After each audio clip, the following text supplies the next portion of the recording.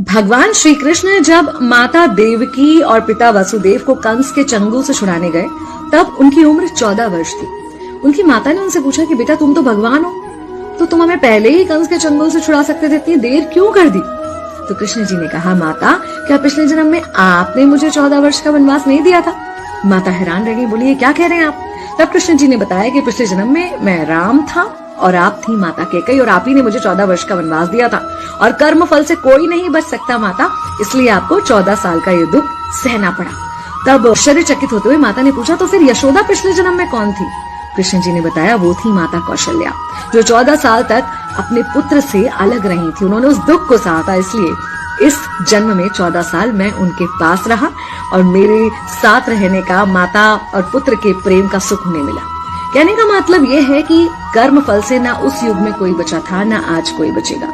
खुद भगवान भी कर्म फल से नहीं बच सकते, इसलिए अपने हर एक कर्म को बहुत सोच समझ कर कीजिए, क्योंकि जिसके भी खिलाफ आप कुछ गलत कर रहे हैं उससे आपकी शत्रुता कुछ समय या शायद एक जन्म की है, लेकिन उसके साथ कुछ गलत करके आप अपने कई जन्म बिगाड़ सकते हैं।